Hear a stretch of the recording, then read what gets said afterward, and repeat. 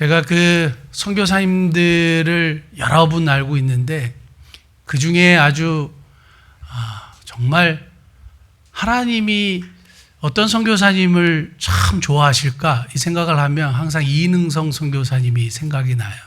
제가 오래전부터 알았던 선교사님은 아닌데 우리 이능성 선교사님을 알고 난 이후부터 선교사님이 진짜 선교사님이시구나 하는 것을 제가 많이 느끼게 됩니다. 나이지리아 오지에 가셔서 교회 세우는 사역, 그리고 현지인 선교사들 훈련하는 사역, 그래서 현지인들을 키워서 선교사로 파송하고 목회자로 세워서 오지에 이렇게 다 보내서 선교하도록 하셔서 나이지리아에 아주 복음화를 이끄시는 아주 훌륭한 선교사님이시고, 은퇴를 하셨음에도 불구하고 나이지리아로 가셔서 그 열 몇 시간 동안 차를 타고 다니시면서 또 교회를 방문하고 또 위로하고 말씀 전하시고 하는 아주 훌륭한 선교사님입니다. 저희 교회 오신 거 너무너무 환영하고, 오늘 모든 민족을 바라보시는 하나님이라는 제목으로 말씀 나누실 때 큰 은혜가 있기를 축복합니다. 감사합니다. 참 목민교회를 생각하면은 참 이 교회가 참 한국에서 보기 드문 아주 특이한 교회, 그리고 하나님의 마음을 닮으려는 교회라고 자꾸 느끼고 있어요. 참 나이지리아 이 교회가 크지 않잖아요. 근데 나이지리아 교회를 14교회를 개척했습니다. 제가 여기 입당 예배, 헌당 예배 드릴 때에 여기 참석했는데, 그전에는 이 교회가 세를 주고 살았잖아요. 그러면서 자기 교회 없는데도 불구하고 나이지리아의 그 모슬렘 지역에 교회 세우는 데 전력을 다하시는 교회, 또 목사님. 그 목민 소식을 읽으면서 나이지리아만 하는 게 아니더라고요. 베트남도, 필리핀도, 캄보디아도 이렇게 하시는 걸 보니까 하나님이 참 기뻐하시는 교회다. 그래서 늘 목민교회를 생각합니다. 그리고 이제 나이지리아 교회에 제가 방문을 많이 해요. 현지인 선교사들을 훈련시키고 그들을 격려하고 또 교회를 세우고 이렇게 하는 데에 도와주고 이렇게 하는데, 할 때마다 이 목민교회 알고 나서부터는요, 목민교회의 이야기를 합니다. 참, 이 교회가 나이지리아 교회보다 숫자가 더 적지만은, 교회 건물이 없지만은 선교지에 교회를 이렇게 세우고 있다고, 목민교회를 담라야 된다고. 그래서 이 목민교회, 목민선교회의 헌신, 열정, 믿음이 아프리카 지역에 참 감동으로 퍼져나가고 있어요. 진정으로 이것이 감동입니다. 그래서 나이지리아 현지 교회에 당신들 이제 받기만 하지 말고 이제 당신들도 주는 사람이 되라, 이렇게 많이 받고 있는데, 당신을 통해서 천하 만민이, 땅의 모든 사람이 복을 받아야 되지 않느냐, 이런 말씀으로 격려했습니다.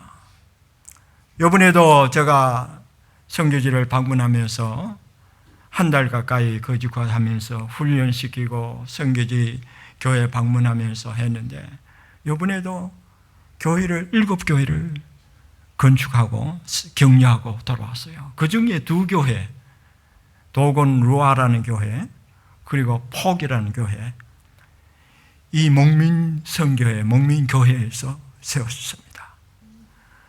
참으로 지금까지 세운 이 14교회의 목사님들, 온 성도님들, 그리고 그 교단의 지도자들이 목민교회를 위해서 참 고마워하고 감사합니다. 그래서 동영상을 찍어서 감사합니다 하는 동영상을 보냈는데, 모르겠어요, 성도님 보았는지. 예. 한글을 모르니까 감사합니다 알아요. 그래서 제가 목민교회 도움으로 이렇게 건축이 된 것을 너무 감사합니다 하니까 이 나이지리아 사람들이 감사합니다 하면서 이렇게 동영상을 보냈습니다. 이 두 교회뿐만 아니라 14교회 하나님이 받으실 거예요. 큰 교회에서 일을 하지 뭐합니다. 하나님의 마음을 품는 그 교회. 저는 여러 교회 많이 다녀봤어요. 그러나 이 교회는 특별한 교회, 하나님의 마음을 품으려고 노력하는 교회, 나이지리아 교회에 감동을 주고 있습니다. 이 감동이 좀 퍼지고 있고, 그 가난한 사람들이 감동을 받아서 그 교회에서 또 선교를 지원하고 있습니다. 또 현지인 선교사들이 5,000명입니다. 아내를 포함해서. 그 사람들이 샐러리가요, 우리나라 돈으로 한 4만 원 정도밖에 안 돼요. 한 달.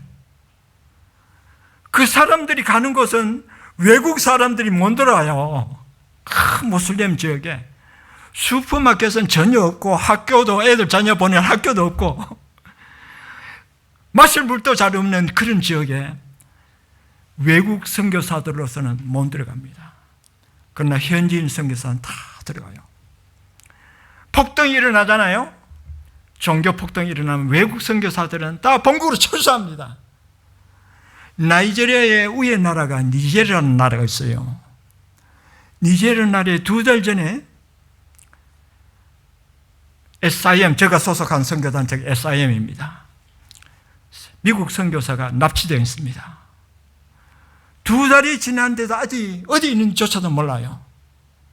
모슬렘에게 납치돼 갔어요. 미국에 다 보고됐고 미국의 FBI가 찾고 해도 아직 못 찾고 있어요. 그런데 그 징조가, 또 납치하는 사람 징조가 보여서 SIM 모든 선교사들이 니제리아에 철수했습니다. 그리고 나이지리아에도요, 제가 있을 때에 11월 달에 303명의 학생이 납치당했어요. 그리고 교회 예배 드리는 가운데서 모슬렘 공격으로 등해서 2명이 사살되고 38명이 납치당했습니다. 제가 함께 사역하는 현지인 선교사 단체가 EMS를 합니다. Evangelical Missionary Society. 거기도 납치당했다가 28일 만에 간신히 도망쳐 나왔어요. 이런 납치와 종교 폭동으로 인해서 사람들이, 선교가 많이 위축돼요.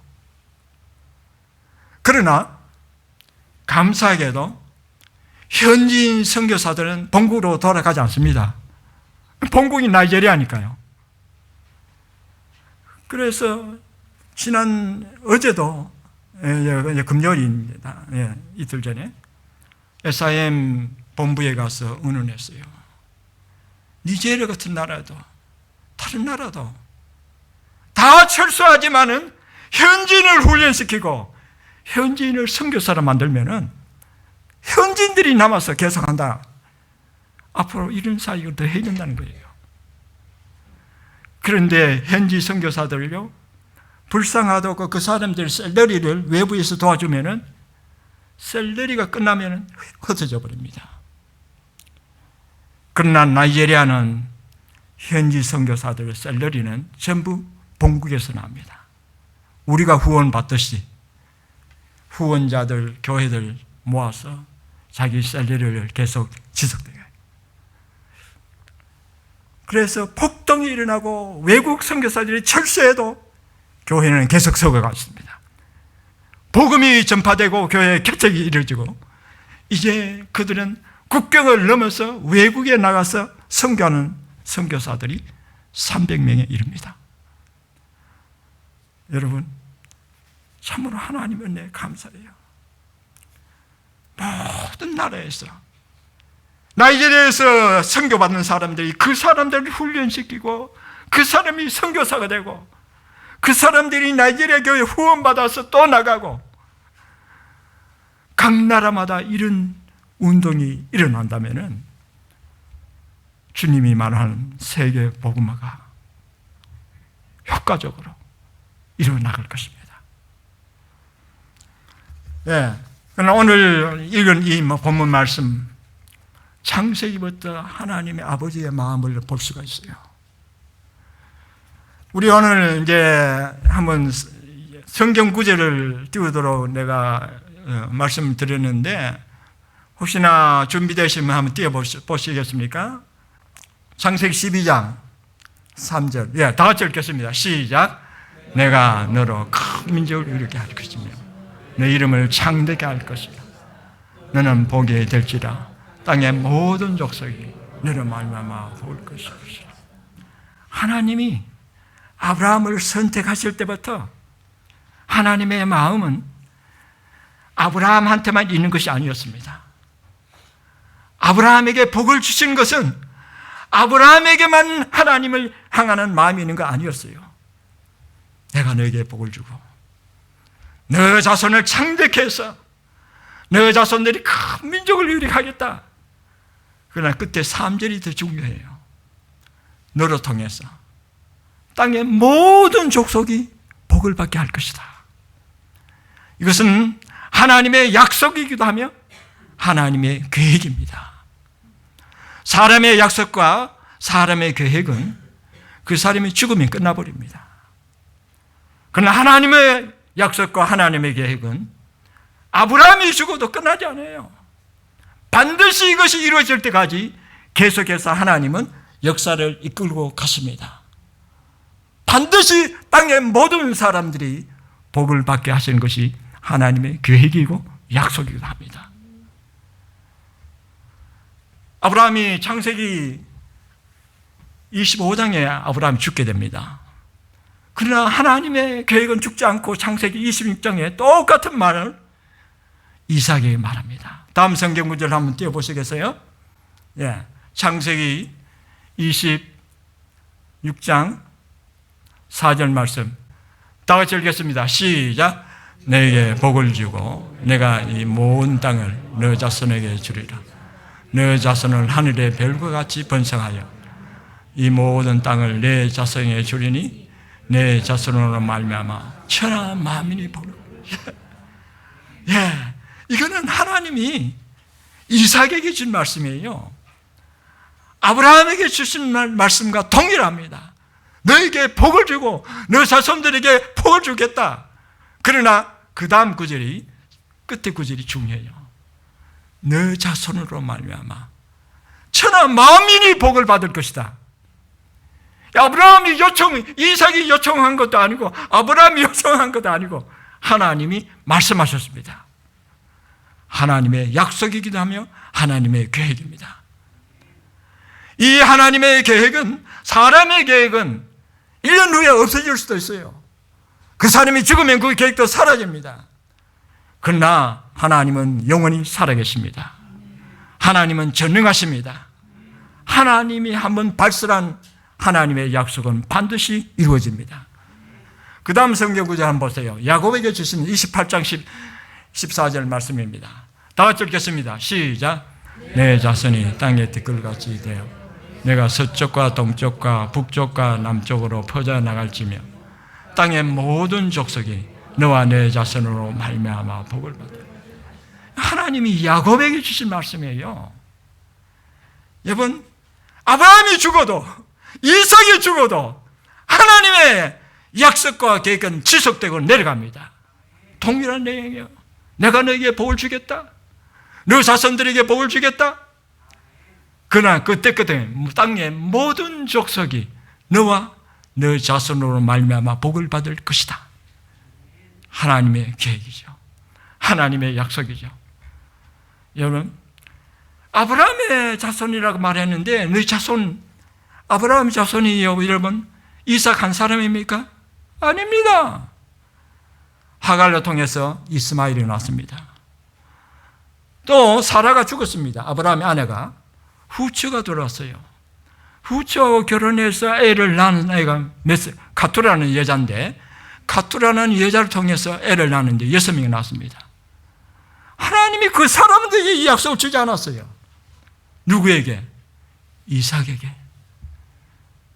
아브라함 당시에 많은 사람들이 있었지만 많은 사람들이 하나님이 아브라함에게 주신 약속을 받았습니까? 아닙니다. 아브라함입니다.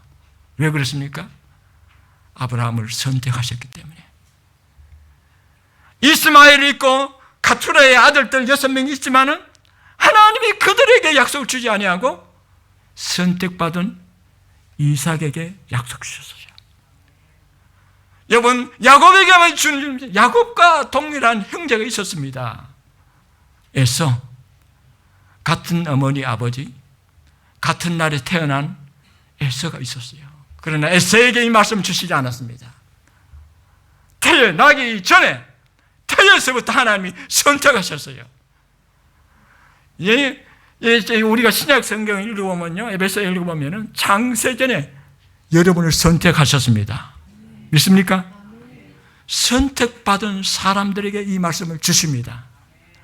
선택받은 사람들은 이 약속을 받을 수 있습니다. 선택받은 야곱에게 이 말씀하셨어요. 너를 통해서 천하 만민의 복을 받을 것이다.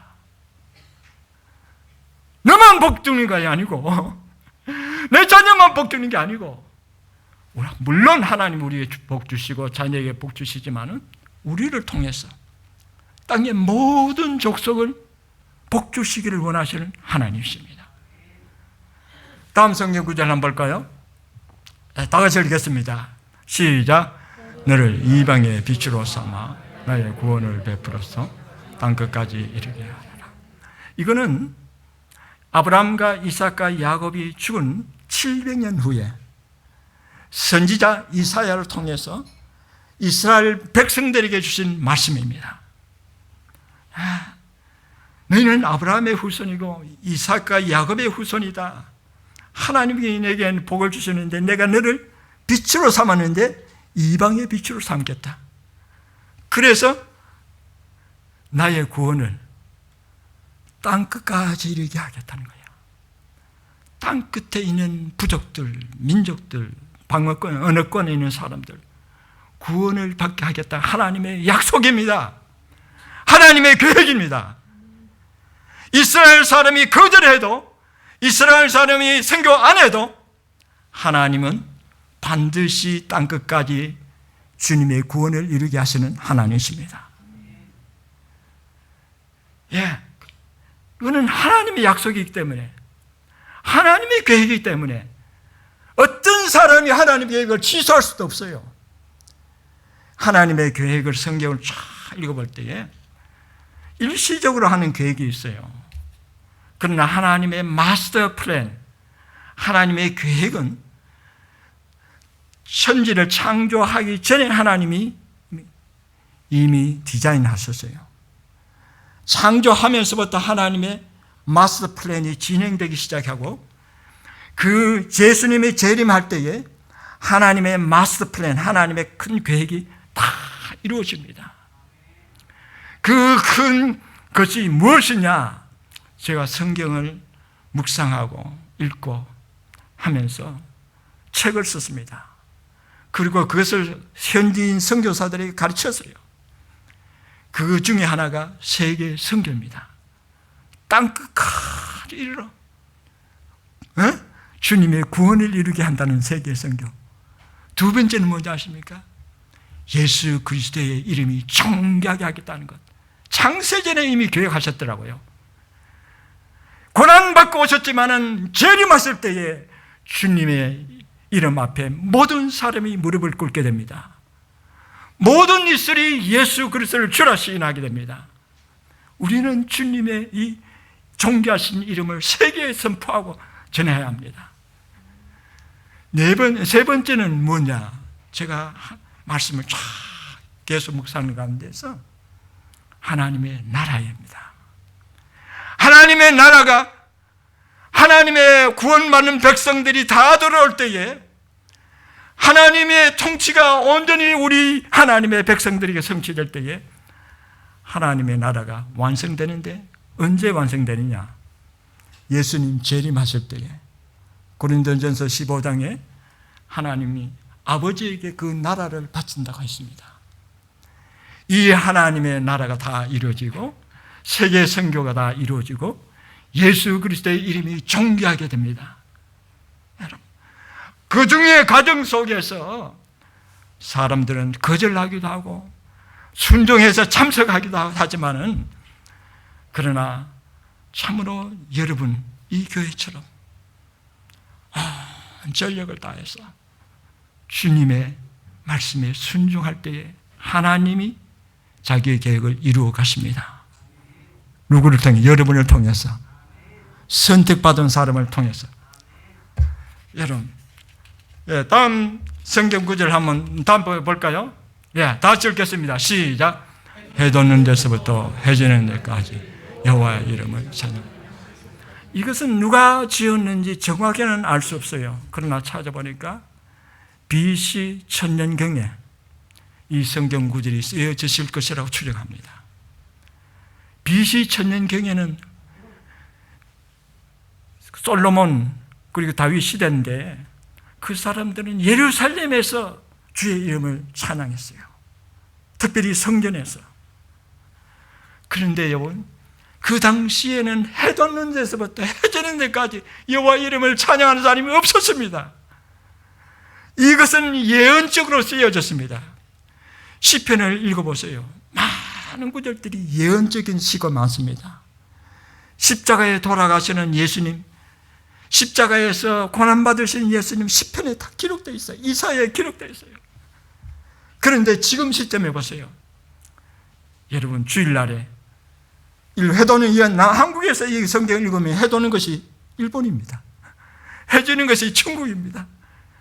11시 예배에 중국은 이제 시간대는 같을 거예요. 하여튼 주일날에 시차가 다르면서 어떤 지역은 1시간 늦고 1시간, 2시간 늦고 3시간 늦고 늦지만은 시간 어떤 교회는 10시에 11시에 쫙 나서 주님을 찬양하고, 곳곳마다 세계 전부 해 돋는 데부터 해 지는 데까지 여호와 이름을 찬양받는데 다 이루어지고 있어요. 하나님의 말씀은 거짓이 없습니다. 반드시 다 이루어지고 있죠. 다음 성경 구절 봅시다. 그러나 여러분, 이 사람들이 이러한 하나님의 메시지를 받았고 선지자를 통해서 선포를 했지만은, 이스라엘 사람들은요, 우리들 똑같아요. 이기적입니다. 그리고 내만 복을 받으면 된다, 그런 생각으로서 이방 사람은 더럽다고 생각했어요. 우리는 선택받은 사람이다. 그래서 이 성경 사도행전은요, 이게 이제 이사야가 죽고 한 700년 후에 신약 성경 이 사도행전이 쓰여졌는데요, 이것 읽어보면 이 사람들의 문화를 볼 수 있습니다. 이 사도들까지, 베드로까지, 이방 사람들은 더럽고 우리는 특별한 사람이다, 그게 아니에요. 너를 통해서 땅의 모든 족속이 복을 받게 한다는 하나님의 본래의 취지를 어긋나고 자기만 복을 받았다 생각하고, 우리만 선택받은 사람이라고 생각합니다. 그래서 10장 11장을 읽어보면요, 그게 분명히 나타납니다. 다 같이 한번 10장 15절 다 읽어보겠습니다. 시작. 하나님이 계획한 것 어떤 것을 너희가 더럽고 하지 말라. 자, 그 다음에 11장 2절에서 3절 다 읽겠습니다. 시작. 베드로가 예루살렘에 들어갔을 때 유대 성도들이 베드로를 비나여 말하기를 당신이 이방 집에 들어가서 그들과 함께 식사도 했습니다. 이는 베드로조차도 고넬료가 더럽다고 생각했어요. 환상 가운데서 큰 보자기가 내렸는데 보자기 안에 새들과 각종 기능국과 짐승들이 있는데 하늘에서 음성이 들려왔어요. 베드로야, 일어나 잡아먹어라. 베드로가 한 말이, 나는 못 먹겠습니다. 하나님이 깨끗한 것을 더럽다 하지 마라. 이 환상이 3번이나 지속되고 올라갔습니다. 베드로도 이것이 무슨 의미인지 몰랐어요. 그러나 고넬료 집에 초청을 받아서 고넬료 집에 말씀을 전하는 가운데 성령이 그들에게 임한 것을 깨달았어요. 아하! 그것이 그런 이유구나. 이 이방인도 성령 받을 수 있고 이방인도 구원받을 수 있다. 이제 깨닫는 거예요. 그래서 베드로가 예루살렘으로 돌아가잖아요. 예루살렘의 성도들이 뭐라 했습니까? 베드로, 당신 우리 교회 지도자 아니냐? 왜 이방인 집에 들어가서 식사를 같이 하느냐?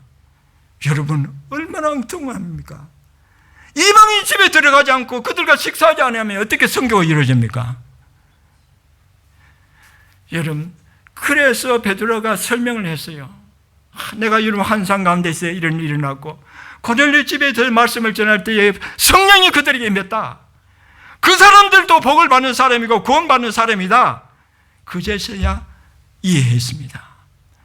이것은 이 당시에만 이렇게 생각한 거 아니에요. 오래 수백 년 동안 그 사람들의 생각과 행동 속에서 문화가 되었습니다. 이 이방인을 더럽다고 생각하고 자기만 특별하다고 생각해서 이방 사람의 집에 들어가지도 않고 선교 나가지도 않는 이 사람들, 그럼 결국은 이 사람들 통해서 지금 보세요.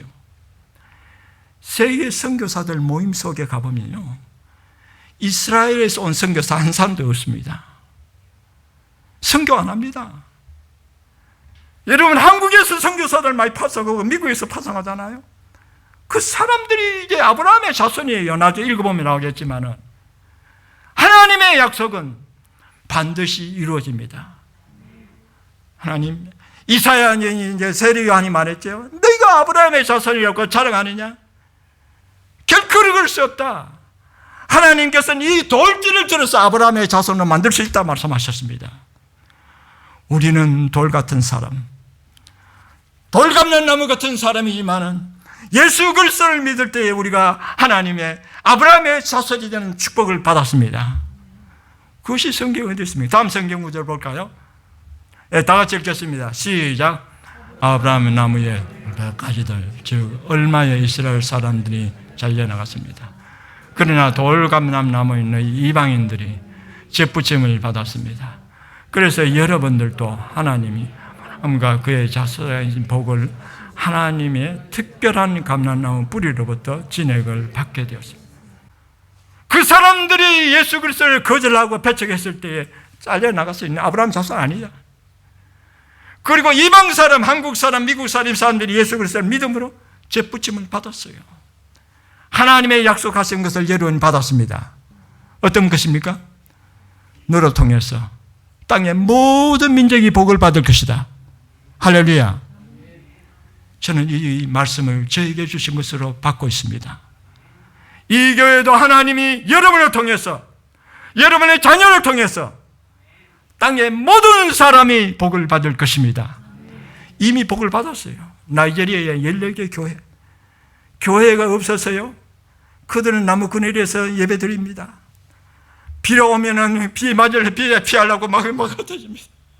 강한 태양 속에서 그들은 예배를 드립니다. 건축이 이루어져 그 사람들 얼마나 감사하고 찬양하는지요. 모슬렘 폭동에서 불이 타버렸어요. 교회가. 그 사람들은 기도하고 하나님 도와주세요 기도했어요. 한국교회 도움으로 이번에 또 그 교회가 세워졌습니다. 여러분을 통해서 복을 받았습니다. 이것은 하나님의 약속이고 반드시 이것이 이루어집니다. 세상 끝날까지. 이 세상의 끝이요, 많은 징조들이 있습니다. 마태복음 24장에. 그러나 천국 복음이 모든 민족에게 전파되고 그 사람이 복음을 들을 것이다. 그 후에 세상 끝이 오리라 주님이 약속하셨습니다. 예, 하나님께서, 예수님께서 이 땅에 오셔서 이스라엘 땅에 오셨잖아요. 육신으로. 이스라엘 땅에 있는 모든 새들, 꽃들, 그리고 나무들, 무화과 나무, 이런 밭을 비유해서 진리를 전하셨어요. 복음서 7면 나옵니다. 근데 제가 이 이스라엘 땅을 이렇게 전체 그림을 볼 때에 이 갈릴리 바다와 사해 바다의 영적인 교훈을 주는 것을 발견했어요. 갈릴리 바다는 항상 헬몰 산에서 물을 받습니다. 내려오는 물은. 그리고 요단강을 통해서 그 물을 내보내요. 그러다 보니까 항상 물이 깨끗하고 살아있는 바다입니다. 그 갈릴리 바다에 각종 고기들이 살고 있고, 주변에는 나무들이 아름답게 자라고 꽃들이 피고, 그리고 관광객들이 찾습니다. 저도 그 방문해 봤어요. 예수님이 갈릴리 바다에서 기적을 행하시기도 하고요. 그리고 반면에 사해 바다는요, 항상 물을, 요단강을 통해서 물을 바뀌만 맞습니다. 근데 사해 바다는요, 다른 모든 지역보다 더 해수면보다 더 낮기 때문에 보낼 데가 없어. 받기만 받고 보내지 않으니까 결국은 죽은 바다가 됐습니다. 사해 바다, 영어로는 데드시라 합니다. 거기는요, 피시 한 마리, 물고기 한 마리 살지 않습니다. 그 해변, 그 호수 주변에는요, 풀들이 자라나요. 나무들이 없어요. 새들이 없습니다. 죽은 바다입니다. 이스라엘 사람들, 하나님의 은혜를 선지자를 통해서, 말씀을 통해서 얼마나 받았습니까? 그러나 세계 선교를 보내잖아. 선교를 하나도 하지 않아요. 지금은 죽은 바다예요. 이스라엘 모든 인구 중에 3%만 예수 믿습니다. 선교하려 하면 그 사람들을 추방하려 합니다. 제 딸이 이스라엘 이제 벵구리온 의과대학이라고 있어요. 거기서 공부를 했습니다. 거기서 방문을 해가 찾아봤어요. 물어봤어요. 참 선교하기 힘듭니다. 여러분, 자기가 하나님의 은혜를 그렇게 받고 자기들이 최고고 이방인은 더럽다고 생각하고, 그런 결국은 죽은 사회를 받아들였어요. 그러나 여러분, 이 교회처럼 주님을 복을 받았잖아요. 얼마나 나눠주고 선교를 하고 도와주고. 교회는 살아있는 교회입니다. 하나님의 생명들이 우글거립니다. 하나님의 기적이 나타납니다. 예수님이 갈릴리 바다에서 기적을 행하셨습니다. 주님이 이 교회에 찾아오셔서 기적을 행하시기를 기도합니다. 아프리카 나이지리아의 그 어려운 사람들이 이 교회를 위해서 더 기도하고 있어요. 다음 넘겨보세요. 현지 선교사들이요. 지금은 한 5천 명이 부인을 포함해서 사용하고 있고요. 너무 자랑스러운 거는 이 사람들의 샐러리가 다 본국에서 나온다는 것. 너무나 자치적이고 자립된 정신이고요. 그리고 고난을 많이 받습니다. 선교사들이요, 제 훈련시켜 보면은 모슬맨에 맞아가 이빨이 부러지는 거 보여주고요. 등에 맞아가지고 등에 흔적을 보여주고, 도망 다니고. 그 중에 고도가리라는 선교사가 있었어요. 이 선교사는 참 잊지 못합니다. 저한테 훈련받고 모슬렘 바우치지에 지역에 들어가서 선교하는데, 종교 폭동이 갑자기 일어나는데 가는 도중에 이제 공용 버스를 타고 가는 도중에 붙잡혔습니다. 폭도가 차를 세우고 돌았어요. 이 가운데 예수 믿는 사람 손들어 하니까 무슬림 폭도인 걸 다 알기 때문에 사람들은 손을 안 들어요. 무서웠어. 예수 믿는 사람이 있지만. 그러나 한쪽 구석에 한 사람이 손을 들었습니다. 현지인 선교사 이름이 고도가리예요. 나는 예수 믿는 사람입니다. 오시오, 나오라고. 그 폭도가 현지 선교사를 끄잡아냈어요. 그 선교사 주위에 폭도들이, 모슬렘 폭도들이 이 자리에서 한 번 기회를 준다. 이 자리에서 예수를 부인하고 모하메드를 선지자로 영접하고 이슬람으로 개정하면 내 생명을 살리리다. 그때 이 사람이, 나는 이미 그 단계를 넘었습니다. 나는 예수를 따르겠습니다. 그 사람의 부적근어로 이나빈 예수 할 때 뒤에 있는 복도가 칼로 등을 찔렀습니다. 등에서 피가 났어요. 그래서 다른 사람이 내가 그래도 예수 믿느냐? 나는 예수 믿습니다. 이 나비인 예수. 직역을 하면 나는 예수를 따릅니다. 그때 또 다른 옆에 있는 사람이 나이지리아는 폐타이어가 길에 있어요. 이제 점검할 때에 타이어 못 쓰는 걸. 폐타이어를 목에 걸고 그리고 휘발유를 뿌리고 불을 붙였습니다. 그런데 이 사람이 죽으면서 화물 불을 타면서 이 나비인 예수! 나는 예수를 따릅니다. 소리를 계속 질렀어요. 이 현지 선교사는 이거 하기 전에 먼저 그 전에 단계가 있었어요. 그 전에는 주변의 사람이, 그 옆에 사람이 폐타이 하기 전에 그 현지 선교사에게 너 그래? 그 사람 보는 앞에서 두 눈을 뽑았어요. 눈에 피가 흘렀어. 나는 그래도 예수 따릅니다. 그래 하자. 그 다음에 아까 말한 대로 폐타이를 목에 걸고 불을 질렀어. 그래서 그 불 속에 타면서 이 나비인 예수. 그 자리에 죽었습니다.